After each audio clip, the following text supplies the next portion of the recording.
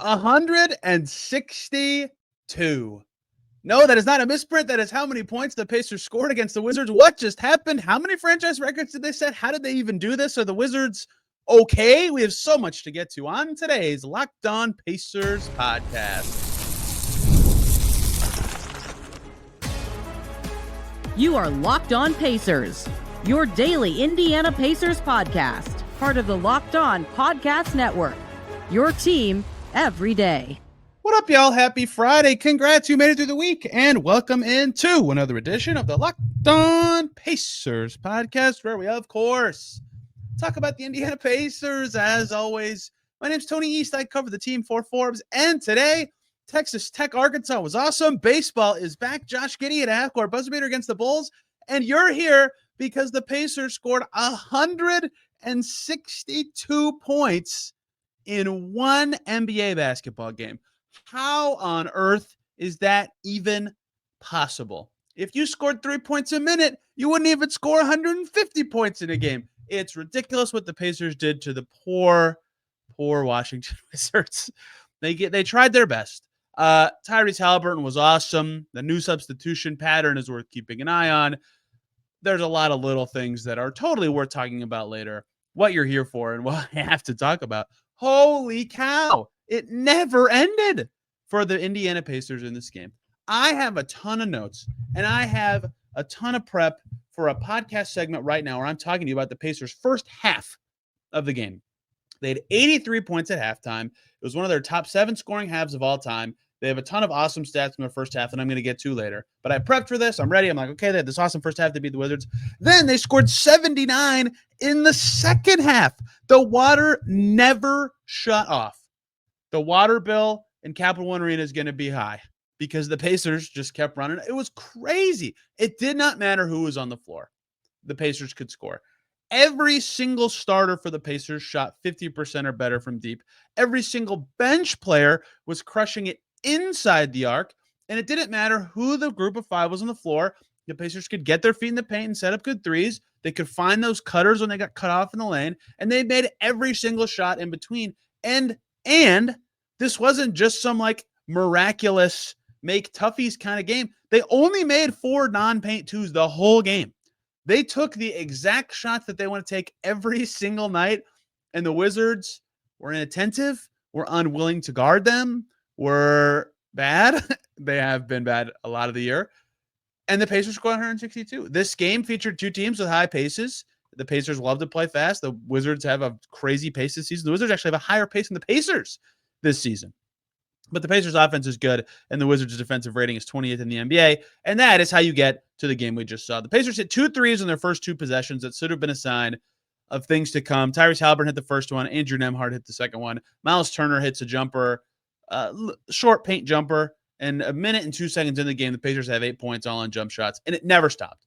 The snowball of baskets never stopped. So let's first run through the context of this, because there's not really any. That's kind of why this is so amazing, right? What actually just happened, you might never see again. I mean, the way the NBA is trending with more and more points, you probably will.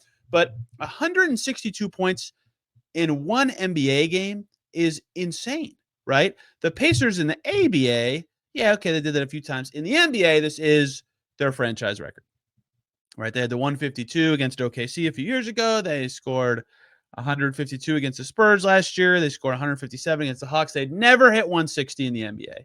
They'd hit 170 in the ABA in the 1970s when the three-point line was like this new fun thing.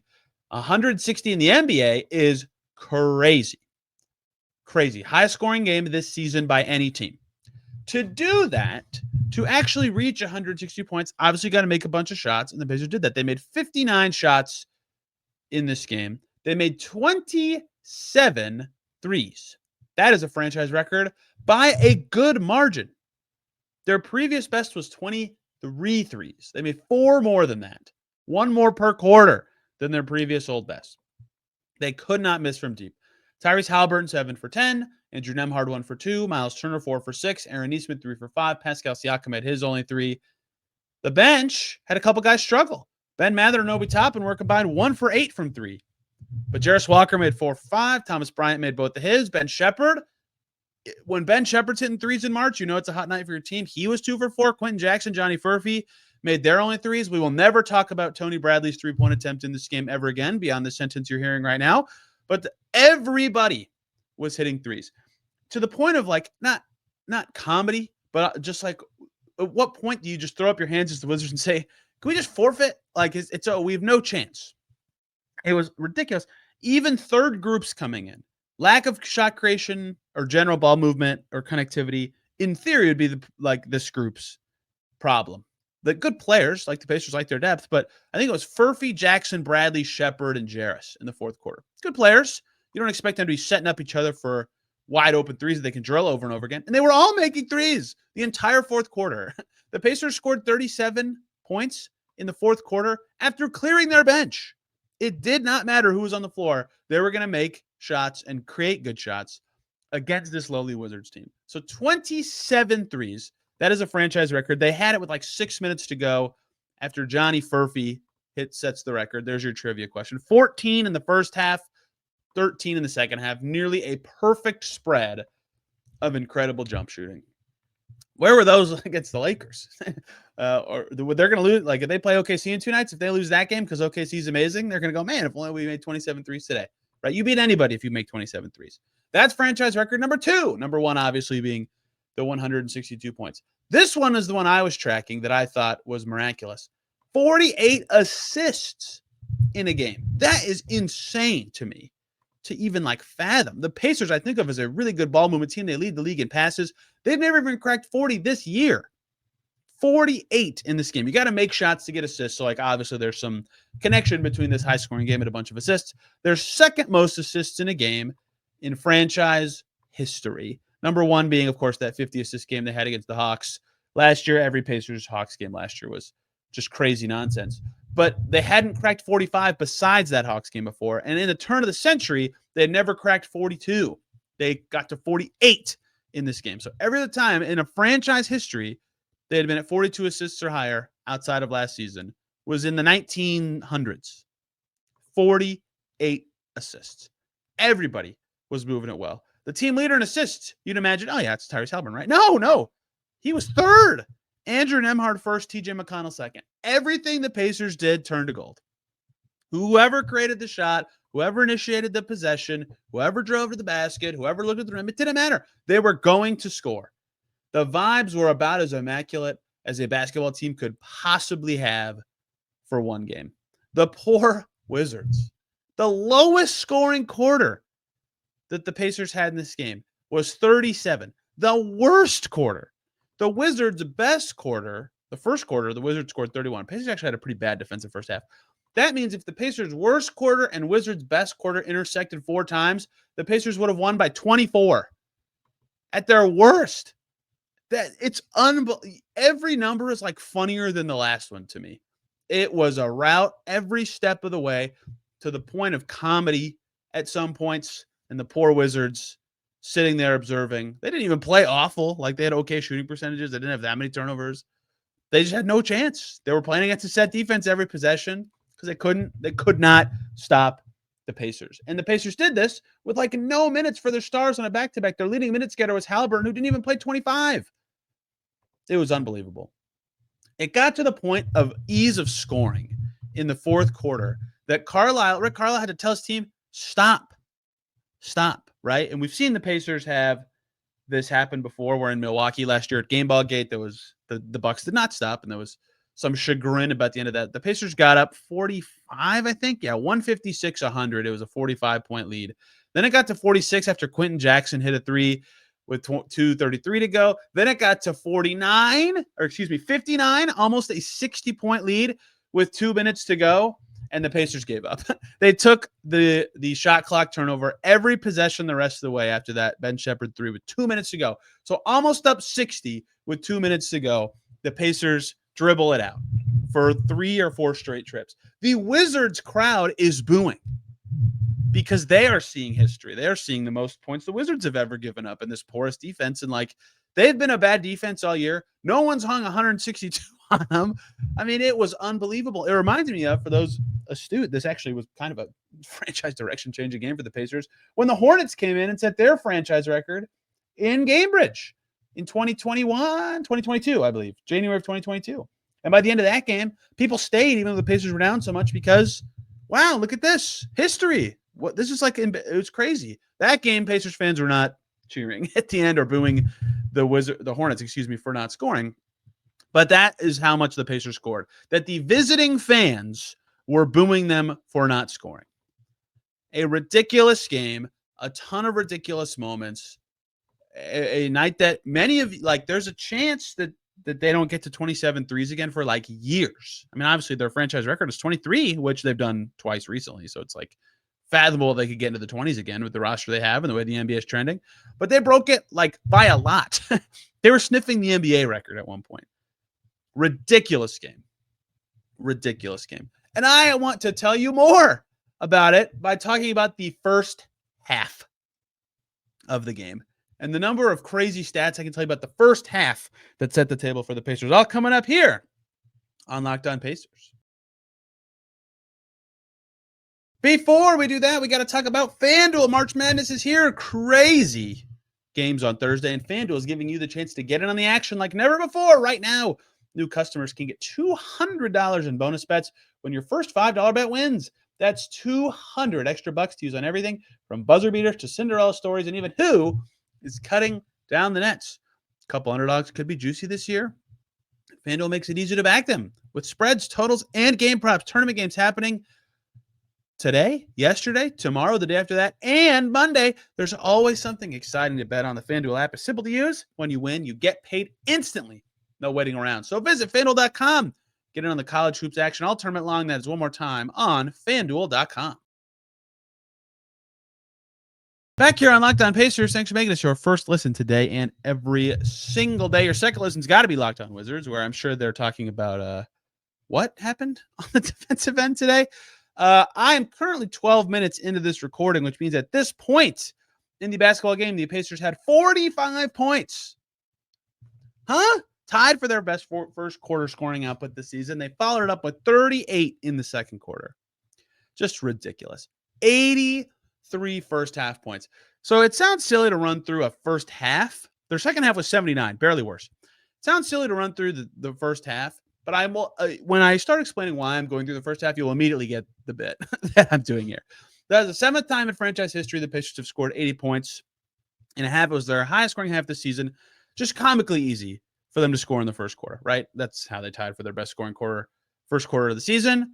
And their three-point quality was exceptional. They were up 14 in like 2 seconds. It was very obvious immediately they were going to win. Even on a back-to-back, the Wizards were traveling back from Philly. It was a joke, right? Quick shots, easy. Pacers were making them. Siakam at one point cut between 4 defenders, just walked into the lane from the left wing. And I forget who the ball handler was that passed it to him.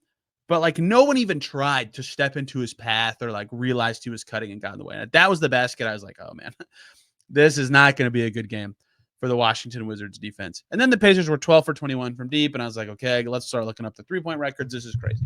So that all culminated with it never cooled off. The cutting stuck, the shot making stuck. It was amazing. It was just an amazing sight to see a basketball team be that good for that long. At halftime, the following stats were all true for the Indiana Pacers. They had 83 total points. Ridiculous. They were up 22. They had 23 assists at halftime, which means they had 25 in the second half. And they had 14 made threes at halftime, 13 in the second half. Okay? So, those numbers, 83 points, ties the Pacers season low in a game that they scored in Charlotte back in November. In one half of a game, they matched a full game's worth of points. And this is the Pacers. This is not normally an offensive team that you think that's even possible for. 23 assists in one half for the Pacers. Their season low for assists to the game happened this month when they played the Nets. It was 18. They had 23 and a half. And then they had more in the second half. 25. Outdoing many games this season. Many games with their assist totals. They have had less than 25 assists in 10 games this season. They did that in just the second half, and that largely didn't even feature their rotation. They've had less than 23 assists 7 times. Unreal. 14 threes made in the first half of this game, 13 in the second half. The Pacers have made less than 13 threes in a game this season 32 times. They did it in a half.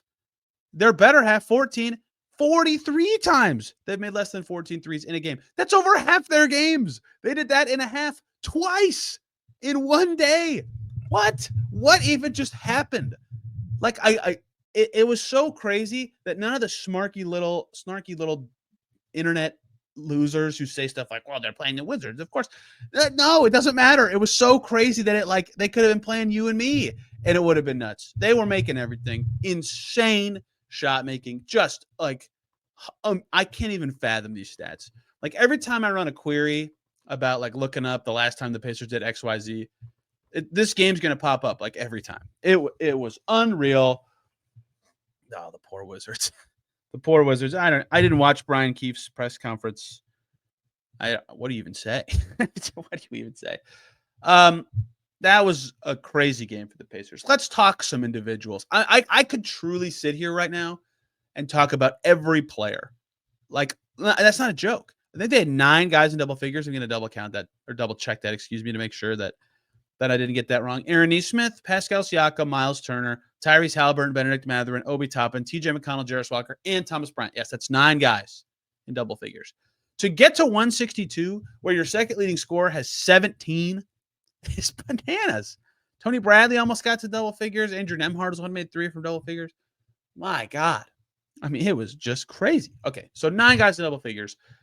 No one over 17. So I, in theory, could talk about how everybody efficiently got to their scoring total. Early in the game, I was prepping an Aaron Nesmith segment because he's been unreal good recently. And I was like, oh, maybe I'll talk about Myles. He's made 4 threes. Oh, wow, McConnell's getting to his spots and making shots. Oh, Toppin against the Wizards again. None of those guys are going to get much talk here. Tyrese Haliburton, phenomenal. He set the tone early with made threes. I think he made 3 in the first quarter, 4. And it just never really faded for him. The heat check, 4 for 5 from 3 in the first quarter. He had 14 points in just that period. So 15 the rest of the way. Made 3 threes the rest of the way. And made 2 twos, 5 free throw attempts. Second most in the Pacers. Only Ben Mathurin had more. He was just sensational scoring in this game. You knew the heat checks were coming. The Wizards knew the heat checks were coming. He made it in this game. He made the heat check 3 that the entire world knew was going to fly out of his hands. He did have a turnover that he'll hate, but 6 assists as well in only 24, almost 25 minutes. I mean, he was unstoppable as a scorer in this game. Got by guys, created space with the step-back threes, just has the speed again, right? I talked about this after the All-Star break. The best stretch he had this season was right out of the All-Star break. And some of that was time off, which really helped him. But he just looked faster to me.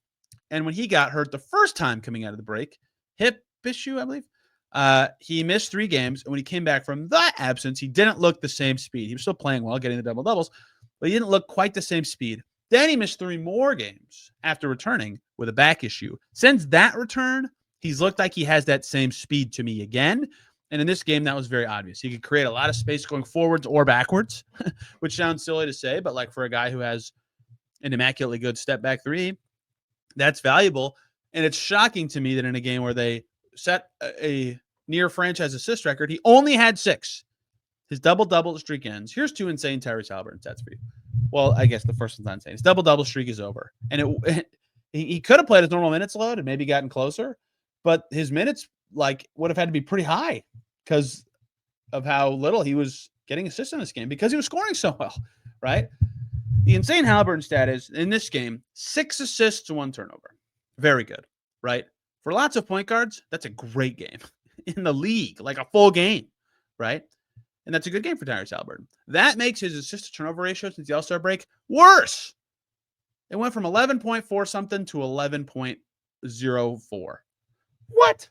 That is crazy. Maybe he'll have 5 assists without a turnover, start the next game and even it out, but the run he's on is just ridiculous, and it's so funny to me. It's probably not funny to him. I think it's funny as a stat dork that his crazy run ends because he and the team played too well for him to keep playing and keep accruing stats and having a chance to get 4 more assists or do anything else. He was ridiculous. He set the tone and everybody else followed suit and then never really stopped following suit ever. A couple more things I want to get to from this game. One was a massive rotation shift. That would have been like the leading story had this game been closer or less eventful, let's say. Jarris Walker played a lot, played over one Ben Shepherd. Why? What does that mean? Why do you need to keep an eye on that going forward?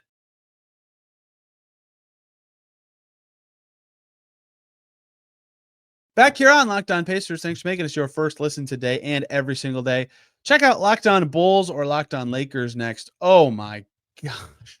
The last 12 seconds of that game were insane. Insane. They make the Pacers month of March look like nothing. Or check out Locked On Phillies. Baseball's back. I'm psyched. I am, in fact, a Phillies fan, despite me always wearing a Mariners hat on this podcast because I love the colors of the Mariners. I'm ready to hurt again, but I'm also psyched baseball's back. And I found it fitting that on the day one of 162 for baseball, 162 points for the Pacers. That was a very long come out of ad lead in to say Jarris Walker played in the rotation. So fascinating, right? The rest of the bench was the same, roughly. Mathurin at 21-44, he would have played more had the game not been at hand. Toppin at 6, all these guys, that's the case. Toppin at 16-28, McConnell at 17-11, right? That was all the same. Thomas Bryant played 13-58. That probably would have been closer to like 10. And then instead of Ben Shepherd, they went to Jarris Walker. And I mentioned after the Lakers game on this podcast, I said, let's keep an eye on this. They did this in the fourth quarter. They did it in the first half even a little bit as well. Are they shifting away from Ben Shepherd? And everybody, I'm probably the last guy left who was like, yeah, I think Ben Shepherd should be playing because Ben Shepherd's a better defender. But it got like I can't even say anymore that it was they could keep like truly straying that direction. I mean, Shepherd just could not make a three this month. He went 2 for 4 in this game, which is going to help his 3-point percentage in March. I believe in March before today, he was at like 24% from 3 or something like that. I have the wrong tab open of Ben Shepherd's stats. This is why I'm talking so much about how poorly he's shooting. But it got to the point of like, it doesn't matter how helpful he is defensively if he's giving you that little on offense. Entering today, Ben Shepherd, 9 for 37 from 3 in March. That's 24.3%. Continuing his season trend, by the way. October, Ben Shepherd, it's only 5 games, but still, 45.5% from 3. November, Ben Shepherd, 38.9. December, 33. January, 35.9. That's pretty good. February, 33. And now March, before today, where he goes 2 for 4, 24.3. I think after today, he's probably closer to like 26 or something. Not really that important. You've all watched it and seen it. And the value of a low mistake. So here's the point I always make about Ben Shepherd. I'm talking too much about Ben Shepherd. This is a Jarris Walker discussion. The point I always make is he's such a low mistake player and he's a good defender to the point that all has value even if he's not making shots. There comes a point where you miss so many shots in a row that it adds up to like a mistake, if that makes sense. Like I don't personally view missing a shot as a mistake. Everybody in the NBA does that all the time. In fact, more often than not, right? But if it's like I think somebody tweeted that he made one of his last 19 threes before today. Like that is the point where it's like, okay, that's tough to justify, even if there is better defense there. So they went to Jarris in the last game, and despite his one play that sticks in everybody's mind from the Lakers game, he was quite good, right? One of his best defensive plays ever on the possession right before that. Made a huge 3 in the fourth quarter, played with passion, played with force until that one play. He was very good. And so I wondered then, are they going to do this? Is this going to be a thing? Are they going to go to Jarris instead? And the answer was yes, they did in this game. We will see if that was a one game, like let's try to play Ben Shepherd a little less thing, or if it's a permanent thing. I would imagine it's a little more permanence. But I don't know that. Regardless, Jarris was very good in DC. 6 for 10 from the field, 4 or 5 from deep really helped. His inside the arc finishing was but that doesn't really matter. 5 rebounds, 5 assists, only 1 turnover. Very good. Plus 31. Everybody's plus minus just looks hilarious. Jarris was quite good, right? That's 2 games in a row where he's looked pretty good. Shepherd made threes, which he needs, but if Jarris is, even if I don't view him as good of a defender as Shepherd right now, he actually, the difference on offense right now might be big enough to switch that. That was the whole point of like, let's talk about what Ben Shepherd's been struggling with. So I do get why they're doing it. They do like to do changes when, they hit some in the face, like they did with the starting lineup after the starters weren't as good for a month. And so if Jarris keeps playing well, yeah, he's going to earn it. He's going to earn the spot to keep playing. So 1, he played well. That's important. 2, here's how this rotation worked, which was also interesting to me in the context of the playoffs conversation that Alex Golden and I had about the rotation earlier this week, which was Jarris came in at first and he was on the floor with a front court of himself, Toppin, and Siakam. One that's noteworthy because he's playing the 3 again, which is what the whole talk was about his role this season, was playing the 3. And then Haliburton was one of the guards. I can't remember if it was Mathurin or Nembhard at the other one at the time. Regardless, they did not have a center on the floor. And I'm not saying they're going to not play Thomas Bryant. In fact, the rest of the regular season, I bet Thomas Bryant plays continually because you got to give Myles Turner a rest. But if they can use that lineup to have as much size on the floor as possible without a center, that seems like a way to combat your fears of being too small with the Top and Siakam front court. So that's how they closed the first quarter, was what I can't remember the exact group, but I believe I got it right there. That it was Haliburton, Mathurin, Walker, Siakam, and Toppin before Thomas Bryant came in. And that is a good way to spread out the size, get Jarris minutes, and feel like you're not shooting yourself in the foot by being too small, especially if Jarris plays with real force and can be an actual weapon on the glass, right? Then you're making up for a lot of that. I thought that lineup played pretty well today. I'll dig into the numbers more on it later, especially if it plays well in OKC. Then it will really merit a long discussion. Thomas Bryant did play in the second quarter. Thomas Bryant played well in this game. He made shots. He had a lot of energy, right? That's what they need from him. He's been struggling for about a month now. But regardless of Thomas Bryant's play, keep that, the rotational change that itself in mind, right? That's a big deal. Shifting away from Shepherd to Walker, given the way their whole season's gone, is a big deal. Might have playoff ripples, though I would imagine both are on the outside in that setting. But 2, if they think that group that played at the end of the first quarter, because the whole rotation in this game just got completely out of whack. Aaron Nesmith got 2 fouls early, so Mathurin came in earlier than normal. Then Jarris was playing with that group. And then, obviously, it was such a crazy blowout that it didn't matter who was on the floor, and the starters were done with 15 minutes to go. So it's not really easy to look at the minutes distribution beyond the second quarter and take anything from it in this game. But if what they did in the first half is what they're experimenting with the rest of the way, that's very interesting to me. That's a very interesting thing to do. And I can't argue the case for Ben Shepherd anymore. He's missed too many shots, right? To the point that the whole mistake-free good defender thing doesn't matter. So I get why they did it. It makes sense to me, even though I have made the opposite point for a while now. And Jarris Walker played very well 2 games in a row. And they're using a unique lineup with him out there that I think could work or could combat a size thing that could allow them to not play a center either the rest of the season if they want to, or come playoff time. So lots of good stuff there. Shout out to Johnny Furphy in this game. Had quite a few people chanting to get him in and made his only 3-point attempt in this one. And Quentin Jackson, good again. They're end of bench guys doing stuff. Tony Bradley's first game since signing his contract. He had 8 points on 4 made shots. Everybody played well. It's so easy to spread out the conversation in this game. But all my notes were about that kind of stuff. Everybody was just terrific. Just terrific on the offensive end. Rick Carlisle saying, ball movement was really good. Tyrese got us going with the 3s. And then he said, it's obviously fun to watch when you're coaching a team making all these shots. And said their spirit was great, which coming off a back-to-back and a crushing one at that, as tough of a game it is to recover from, losing at the buzzer to LeBron Thibodeau. You never know what this game's going to look like. They could come out so flat. It could have been tied at halftime.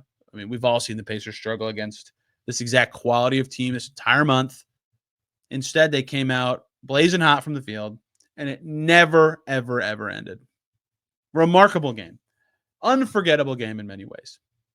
And oh, by the way, the Magic and Hawks lost. The Pacers' magic number for clinching their playoff berth is down to 2. They're officially top 8 no matter what. This rest of the way, their seeding range is about to be locked into somewhere between 3 and 6. The Knicks and Bucks play tonight on Friday. Cade Cunningham's out against the Cavs the same day. A lot of stuff to keep an eye on in Pacerland as they win this game. It's a crazy sports time right now. And I'll keep you updated on all of it right here on the Locked On Pacers podcast. We'll next up be recording after Pacers Thunder on Saturday. And then, of course, next week, all sorts of topics to dive into, including standings watch and the many things going on around the Pacers in that 3-6 race. You can find me on Twitter and Blue Sky at Tony R. East, where you can see many thoughts and notes and quotes. I'll have a story about this game and the many numbers that describe what on earth the Pacers just did in Forbes tomorrow as well. And this podcast has a Twitter account at Locked On Pacers and an Instagram account now, where I will be posting one I remember to. I'm not used to using Instagram yet, but I will be. So check that out if you're into using Instagram for NBA news. Thank you guys for listening today. Back Saturday talking Pacers Thunder. Till then, everybody have a wonderful day.